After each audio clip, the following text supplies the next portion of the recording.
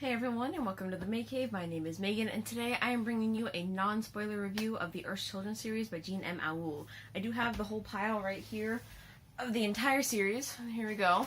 Kind of big. It is 6 books. Each book is over 700 pages, between 700 and 800 every time.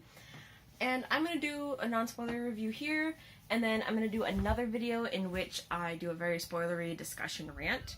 So if you're interested in that, I will upload that video at the same time as this one, so they should both be on my channel right now.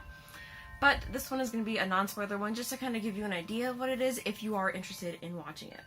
So before I get into everything about the book series, I do want to say a few things about the author and the writing technique that happened with the book.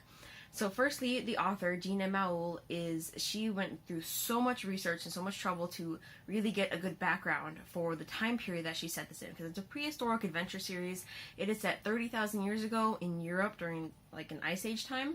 So she really wanted to know what it was like to do things at that kind of level. She took survival classes, she really studied the archaeology and anthropology of the time frame. She was even awarded, if I can remember correctly, Officer of the Order, hold on, I wrote this down. Let's see.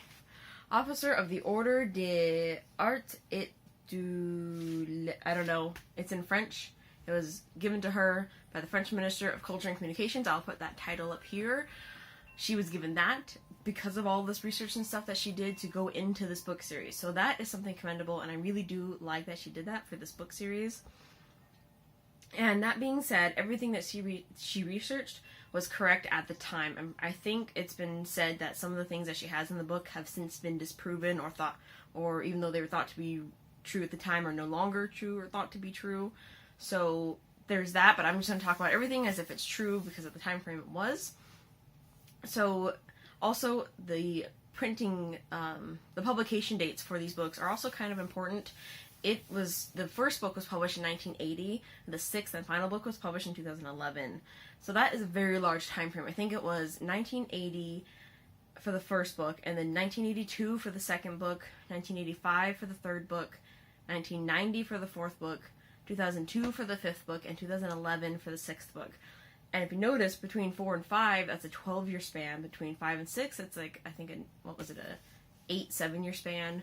So it took her a lot of time to write these books, especially near the end, which is what kind of confuses me, and you'll see why once I get into talking about the books.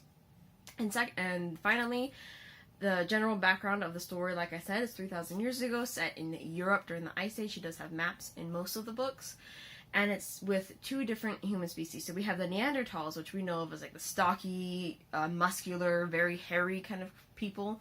And then we have the Cro-Magnon, which are taller. They look a lot more like what we look like today.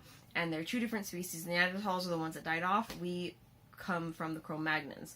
So that is the people that she uses in the book. They have a very different way of living. And the main character, Ayla, is a Cro-Magnon. Magnon, however you say that. So I think that's all the backstory I wanted to give you guys for these books.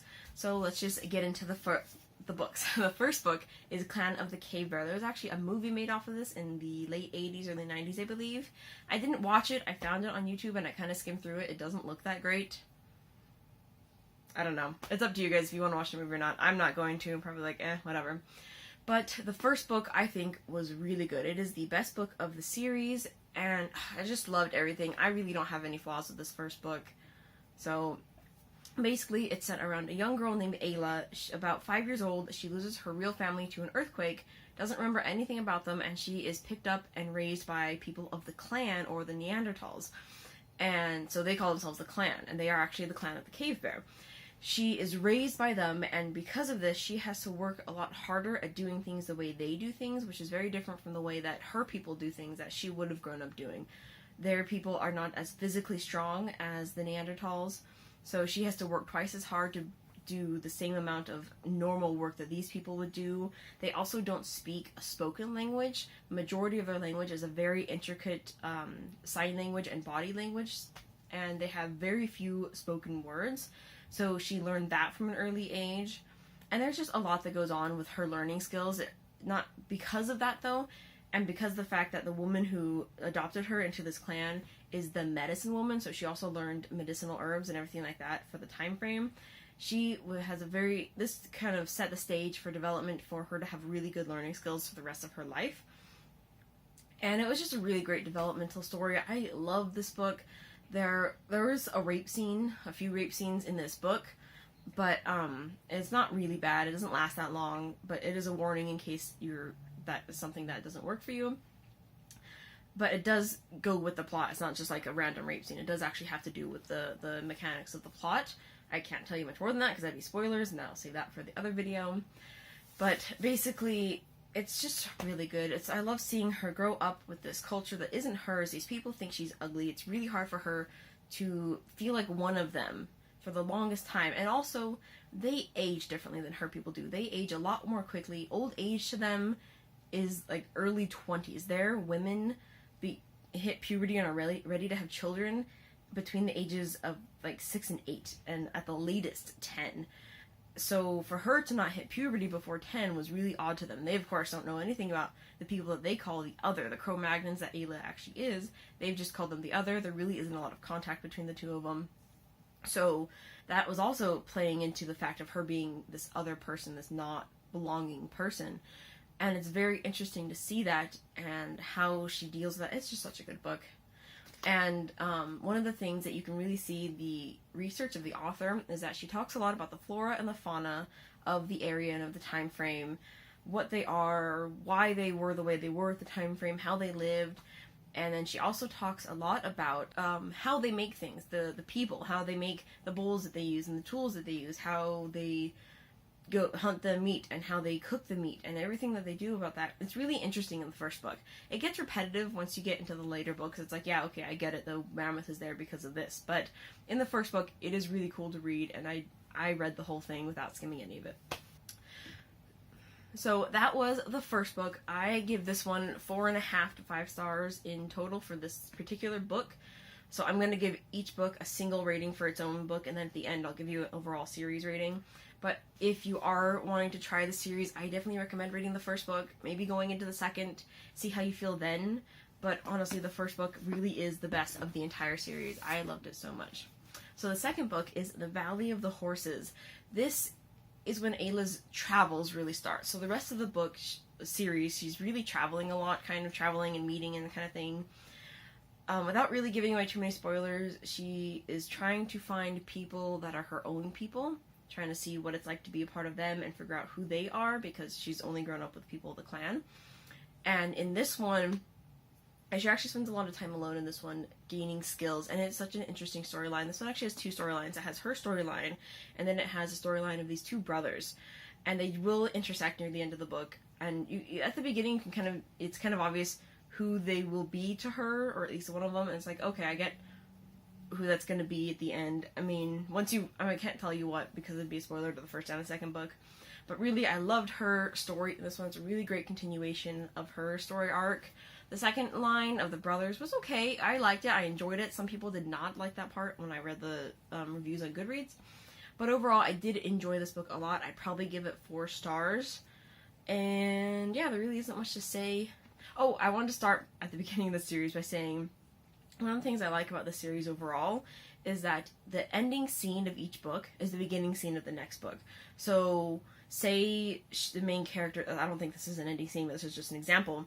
Say she goes up to a valley of horses, like, just going off the title here, and she sees the horses in this valley. End scene, end book. The next book starts with, she's looking at the horses and she walks down to go chase the horses for meat or something. It is almost exactly that, within minutes of what it would have been. So like if it was this scene of me talking right now, the next scene of the beginning of the next book would be me talking or me walking away from the camera because I'm going to do something else. It's within minutes of the same scene, which I really enjoyed that. I think that is such a great idea. I don't always like it when a next book in a series starts like 3 months later or 3 years later or something. You have to figure out what's happening now. So that is a really good concept, writing style, I guess, that she did with the series, and I really enjoy that. It does happen. I think the only time that doesn't happen is between books 5 and 6. And the 6th book is the last book, and there's some things I'll talk about with that. But now we're on the 3rd book, which is the Mammoth Hunters. In this one, she is actually meeting some people. I'm not going to say too terribly much because that'd be a spoiler. She's meeting some people, and she's creating these friendships. but the overarching plot I did not enjoy. So there's underlying plots in which she's making friendships, she's learning new skills, that kind of thing, like little ones that have definitive endings in this book. And there's this one particular character that she met. I can give you his name, actually. That won't be a spoiler. His name is Rydig. Rydig? I'll put his name up here. But once you get to the book and you start reading his section, I think I loved that they put this character in there and the reasons they did, or that the author put this character in there and how this character affected everyone. It's just that part I loved. But the overarching plot of this book, the general plot that went through the entire book and wasn't solved till the end, I was so tired of it. It was basically one big miscommunication, and that could have been solved many times, at least a handful of times throughout the book, but it wasn't solved until the very end of the book, and it was like, it was really quick, and it was like, oh, what? That's, what? Okay. And it kind of hurt some other people in a way, and I was like, come on, you could have done that so much better. It was just, I get it, there's supposed to have been some issues there to like bring about, there's a reason why she put that issue there between these certain people that she did, which include Ayla, the main character.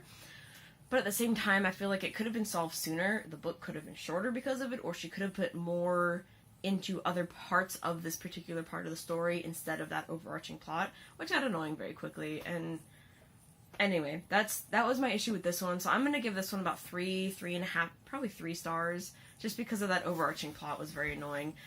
I would say, though, if you're reading the series and you are at the 3rd book, get through it, because it's not bad. I did like the underlying plots. That was enough that I liked that part to get through a book. But the overarching plot is very annoying, to me anyway. I don't know. Read it and tell me what you think. So the 4th book is The Plains of Passage. In this one, they're actually doing a lot of traveling. And I kind of split it into 2. So the first half of the book is somewhat boring. They're just traveling. They're talking a little bit throughout. But that's kind of it. And then the second half of the book is very interesting. As they're traveling, they come across this tribe of people that have this issue going on, which I can't say because that'd be a spoiler, because I really want you to go into this part not really knowing anything, but it is so good. It is so action-packed, and it has some like psychological things to it, because you're kind of figuring out why this person is doing what this person is doing. It's really good. And at the very end, there's like this glacier, and I really enjoyed the second half of this book. So this book gets 3.5 stars, because even though the first part was kind of boring, it did lead into the second half, and it's kind of like, you have to show them traveling. She could have spent less time on the first half of this book, which would have made the book shorter. But again, it's like when I said earlier, that repetitiveness of describing the flora and the fauna of the time, the pieces that they were using, and all that kind of stuff, it continues throughout the entire series, and that part does also get repetitive, which makes the books longer. There are also sex scenes. I should have said this earlier. There are sex scenes. Like I said, the first book has rape mainly it has other sex scenes, but they're kind of nominal. The really intense, like 1 to 3 page sex scenes start at the end of book 2 and continue on through the series. And by the end of book 3, I'm like, okay, I get it. They have sex. Cool. They have really good sex. Whatever. And I just kind of skip over the sex scenes, and I skip over the descriptions of the flora and the fauna and the tools and everything, which helps make the book go faster, but that is what makes the book so long. Like I said, each book is between 700 and 800 pages, so there's that. But even though we're at book 4, it's still overall a good series. It's when you get to book 5 and book 6 that it starts to go downhill a little bit more. So book 5 is The Land of the Painted Caves. They have reached their destination. They're meeting more people, and there's some stuff that's going on. There's one particular event that you waited for that's finally happening, which actually didn't get a lot of play to it. It was like, kind of like just done once it happened. I was like, oh, well, there isn't more to that? What the heck? They've been waiting for this. She's been wanting this, and it's like, okay, it happened. Cool, we're done. Whatever. And I realized at the end of this book, there wasn't as much as I thought what could have happened. The author could have put a little more into this, and it could have been condensed, and she could have used some of these pages to use more towards the plot instead of what did happen. But it was okay. It wasn't like super bad. It wasn't annoying. In fact, I don't remember a lot of it. And what I do remember, I can't tell you because it'd be a spoiler, which will be in the next video. So overall, I would give this one 3 to 3.5 stars for the 5th book. So the 6th and final book of the series is where my ranting will come in the next video, and probably a little bit here. That is The Land of the Painted Caves. I really hated this book. This book is actually separated into 3 sections, which is not like the other books. It says part 1, yada yada yada, part 2, whatever. The first 2 parts are incredibly boring. I got through part 1, I was thinking, what the hell is going on? I was on my lunch at work, so I Wikipedia'd it because I was so bored. I'm like, I cannot read 700 pages of this. And basically none of the action happens until part 3. And I was like, this sounds kind of stupid, but I'm going to skim part 3 to see what I like about it. I didn't like anything.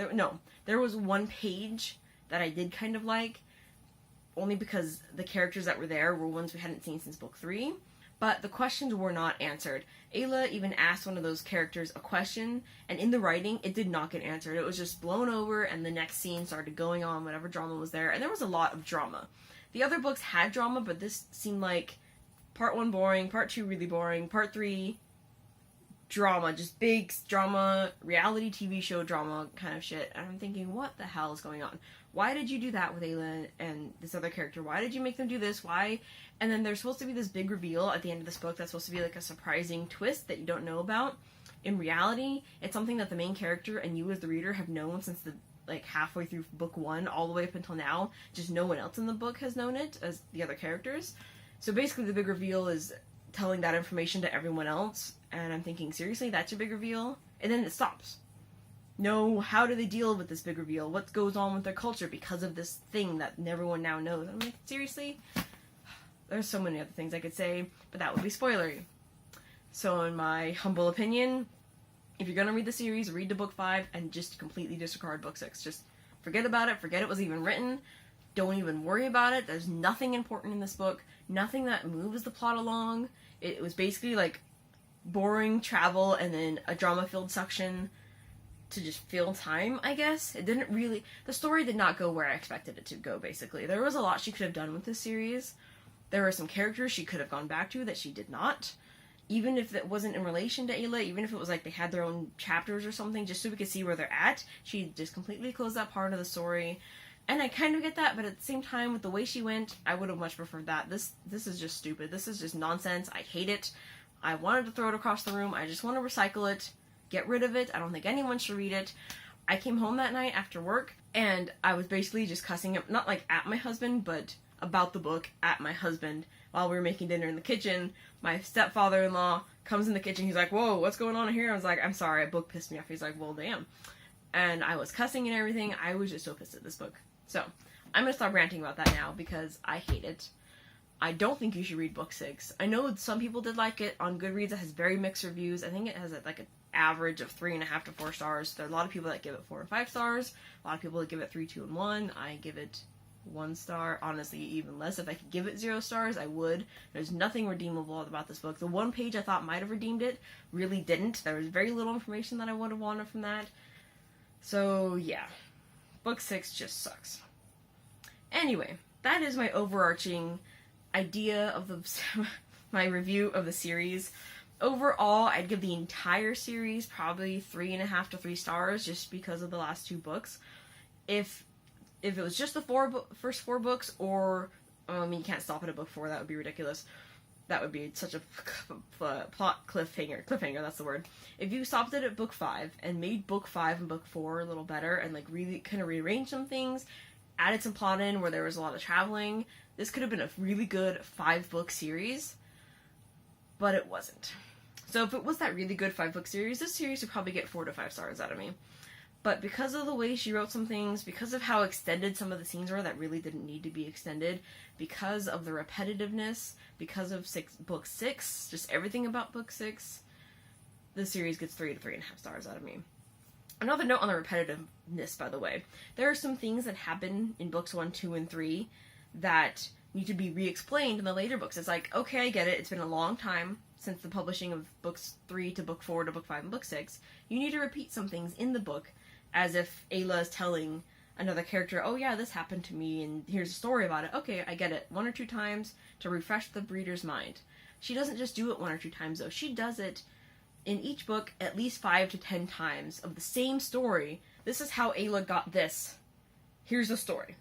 And then multiple more times throughout the book. It's like, I effing get it already. I know that this happened. You don't need to repeat it so many times. And it wasn't just like the one story. It was all these things that happened to her through her journeys. got repeated multiple times throughout the book. It's like, oh my gosh, I get it. That's another thing that could have been cut out, that could have shortened the book series. So there are some editing issues, there's some writing issues, there's a lot of extra fluff that could have been taken out. And I get why the flora and fauna descriptions were there, which was different from the repetitiveness of what happened in the previous books, because she wanted to show off what she researched. But honestly, sometimes that could have been shortened too. Once you get to book 5 and 6 of 700-page books, and the final books of the 6-book series, it gets like, okay, I get it. There's Mammoth, so I get why those are there, but at the same time, I just feel like she needs to just stop. This series could have been so much better.